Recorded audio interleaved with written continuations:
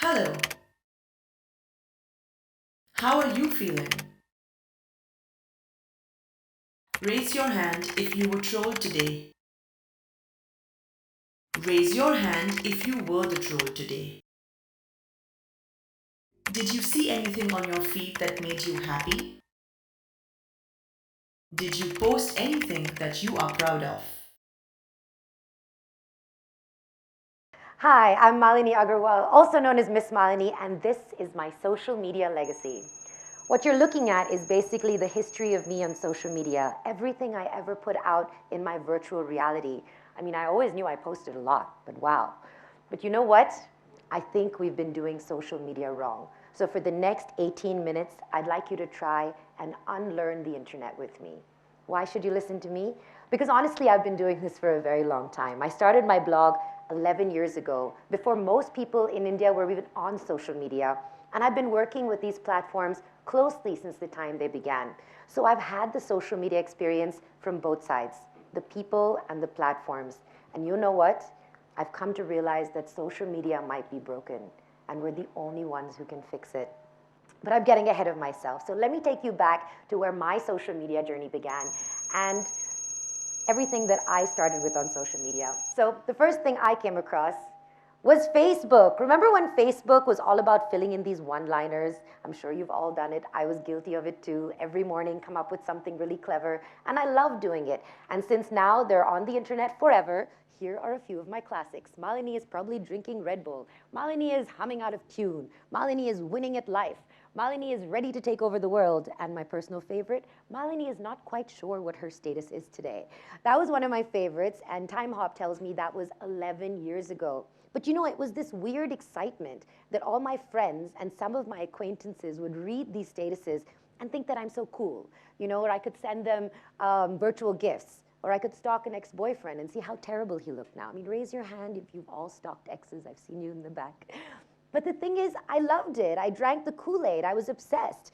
I was able to post every picture of everything I ever did, and suddenly my life was repopulated with all the names and faces of people that I could remember. It was amazing, right? Malini is amazed. Then, of course, came along Twitter. And TweetSurf actually framed my first tweet for me. I remember I was at the ghetto, and a friend of mine came to me and said, hey, Malini, try Twitter. It's like microblogging. And so I went home and I started a Twitter account. And boom, I had started a real-time dialogue with the entire world in 1 second. It wasn't even a one-way conversation or a monologue. It was a dialogue. I mean, think about, I'm from the generation where you had to handwrite letters and wait 3 weeks for a reply, having half forgotten what you wrote, and watch movies where Salman Khan used a whole other bird and sent his pehli pyar ki pehli chitti via kabutar, you know? So for me, it was this very crazy new experience that I had this amazing superpower now, even though I didn't really know what to do with it. Then, of course, came Instagram. I have a very tragic Instagram story. When Instagram first launched, it was only available on iPhone, right?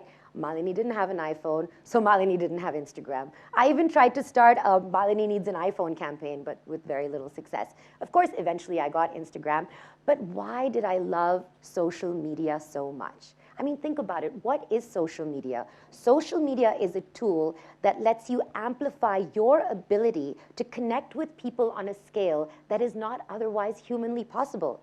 I can have 5,000 friends on Facebook and talk to them at different times all day long, but I can never keep that up in real life. Another thing, dopamine. I don't know if you know this, but social media notifications launch a chemical in your brain called dopamine. It is the same chemical that is launched when you eat chocolate or have sex. There is a line from a movie called Shall We Dance that I love so much. And it says, there are 7 billion people on this planet. So what does one life really mean? In marriage or friendship, I'm saying I'm going to be there for the good, the bad, the mundane. Your life will not go unnoticed because I will notice it. Your life will not go unwitnessed because I will be your witness. And what is social media? Social media is somebody being your witness. A double tap, a like, a share, a retweet, or comment. It's someone saying, I'm going to realize that you exist. I'm going to be your witness. But what are they witnessing? You know, if I knew then what I know now, I would have thought very differently about what I post on my social media.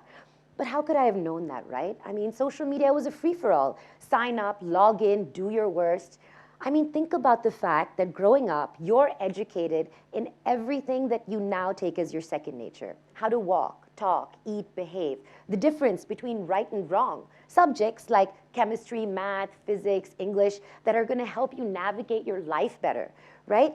Just imagine if I gave you my car keys and you didn't know how to drive, you'd probably crash into something, right? And imagine in biology class, I just handed you a frog and a scalpel and said, you know, do your thing. Just imagine that. But we were never taught how to use social media. Why is it, you know? Basic etiquette to online behavior, the purpose of social media, why it was created at all. So think about this. Imagine this, the fact that people should have, you would assume, use basic judgment and behave online the way that they do in real life, right? Basic politeness, socially acceptable behavior, but we all know that didn't happen, right? And I have to tell you, to be honest, I'm guilty of having done the same thing. You wouldn't think so, but it's true. So I'd like to take you through my social media history and tell you a couple of the things that I learned along the way. So here we go.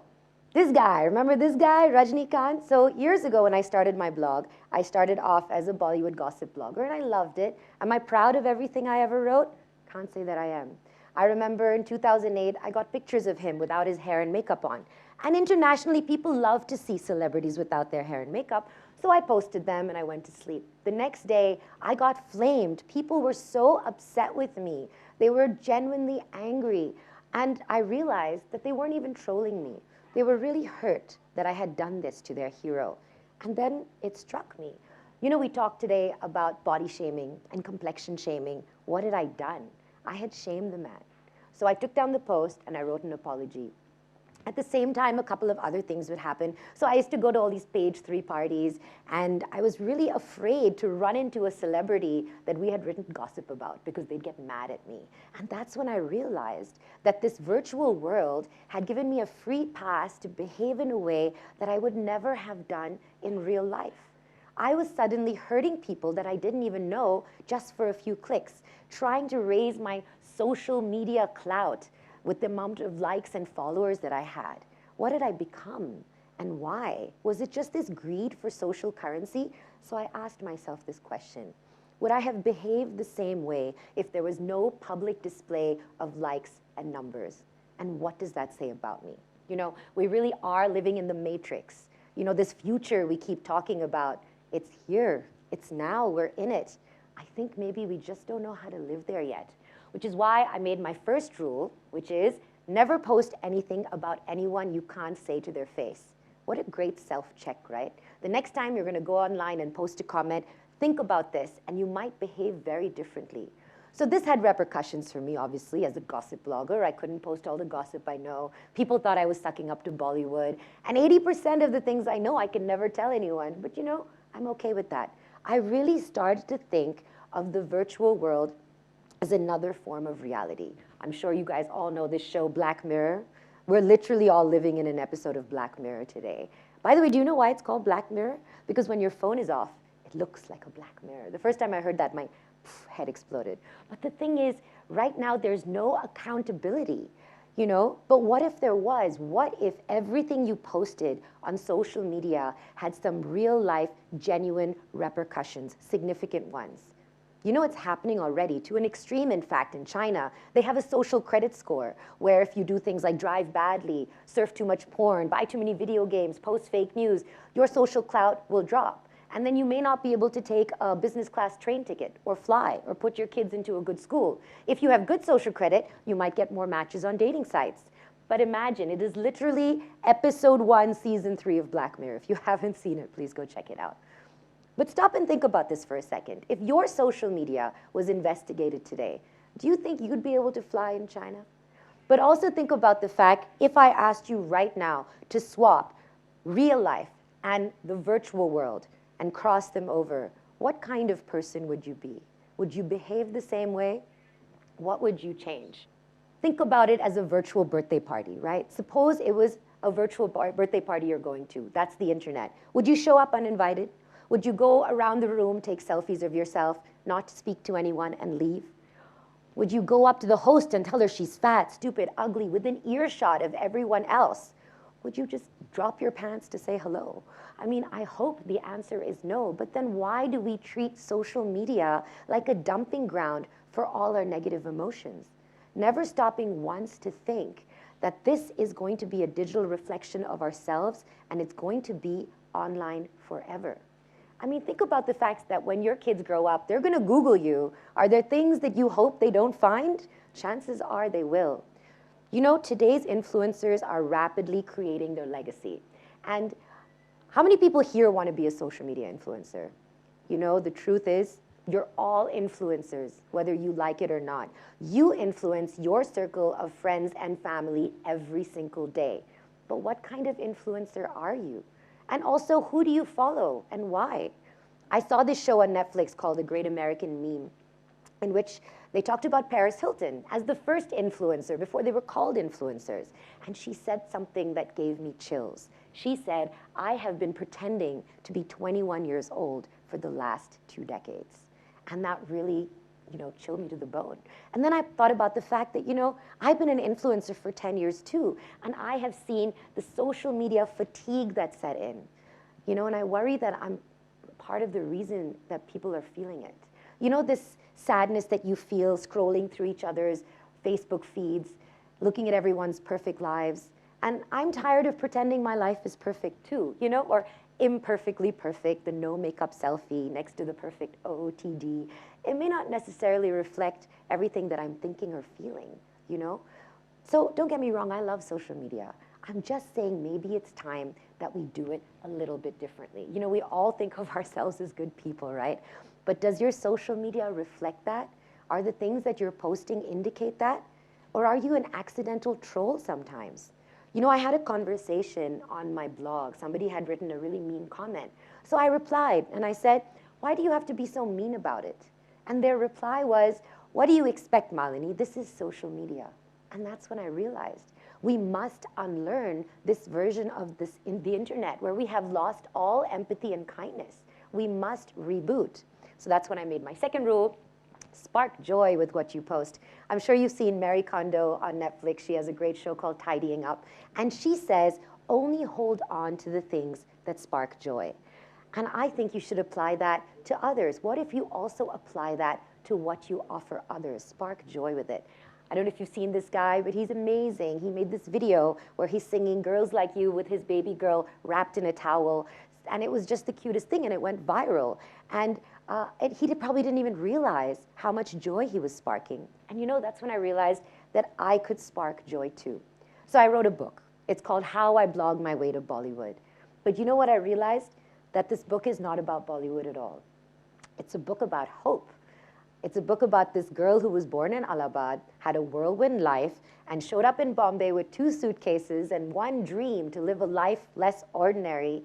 And I'm standing proof doing this TEDx talk to you here that you can do it. I'm living the Bombay dream. I didn't have money. I didn't have connections. I didn't have to make any compromises I wasn't comfortable doing. And that's what the book is about. It's about hope.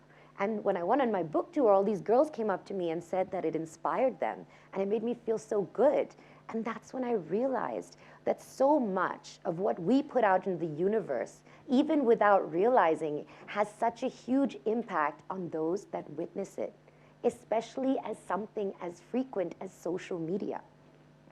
So, people always try to fit you into a box. And I was really confused for a long time. I'm like, I'm not a celebrity. I'm not a Bollywood actor. I'm not Kim Kardashian. So who am I? And I realized you don't have to be a label that someone has already created. So I made my own. I'm Optimist Prime. What do you think? Now, here's something that I really think you should think about. Your social media is a digital representative of who you are, and it's leaving an everlasting imprint. So make it a good one. So now, you might be thinking, uh-oh, I see what she's saying, but my imprint has a few muddy footprints. What do I do now? The truth is, you can't change anything from the past, but you can do better. From your next Insta story, your next tweet, your next post, you can be your best self. Now, you also might be thinking, okay, but look, I'm not a troll. The only time I've responded to someone is if they made me feel bad or said something mean to me. And what I want to say is this. I'm not saying let people walk all over you, but there's no need for public justification unless you want people to watch the show. And I'll tell you what, I learned this the hard way. So I was at the IFA green carpet and I was interviewing a celebrity. She was a musician, so she was upset that I had stopped to interview the actors and not the singers. And I realize now why she felt bad. But she tweeted about it, so I tweeted her back nicely, hoping that she would feel better. She didn't. But what really struck me was that this third person tweeted back to us saying that she respects us both, but was not impressed that we tore each other down. And that's when I stepped back and I said, okay, what did I do wrong here? How would I have done this differently in real life? Would I have gone up to everyone and said, hey guys, come see, this is me saying sorry, even though I didn't do anything wrong? Or would I have taken her aside and tried to sort it out with her one-on-one?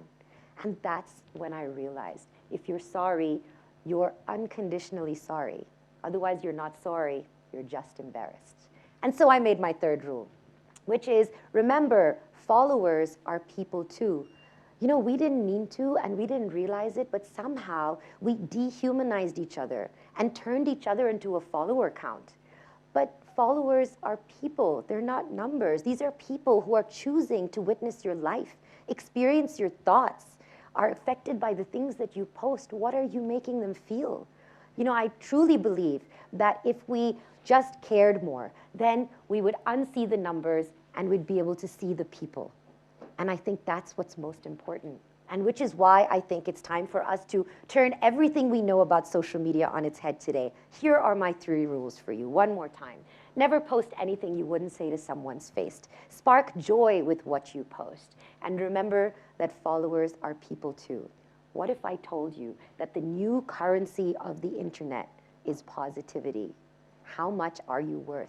You know, there are some people who are doing amazing things online, and they're really making a difference, even eliciting social change. This is Johan Kuruvilla. He's a travel blogger from Kerala. He joined 5 WhatsApp groups and made a huge difference online by getting people together to help during the Kerala floods. Superwoman, I love her. You know her. She has the Girl Love campaign that makes sure that girls encourage helping girls up and stops girl-on-girl hatred. Look, I'm not saying that you need to change the world every time you post something, but try to, if you just turbo boost your own social media with happiness, you will see what you take in or what you put out. It's contagious. Look at this guy, social media and happiness, it's so contagious. So think about this. I'm not saying things are always perfect and happy for you, but I'm saying, what if, from this moment onwards, you started thinking about the social virtual world as an alternate real universe and tried to bring that virtual avatar as close to your real avatar with as much empathy and kindness that you bring in this one? How would you be different, right? So try it. Give someone a compliment. They'll feel good, you'll feel good, everybody wins, right? Take out your phones. Do it now. Take out your phones, put some love into the universe. If you want to use a filter, filter out the negativity. Once you declutter your social media, you will declutter your mind. When you surround yourself with endless optimism, you will attract positivity. If all of us made our collective goal the pursuit of happiness, we wouldn't have time for trolls or to become them. If there's one thing I want you to take away from this talk today, it is this. If you don't like what's on social media today, I challenge you to change what you put on it. Take charge of your social media legacy.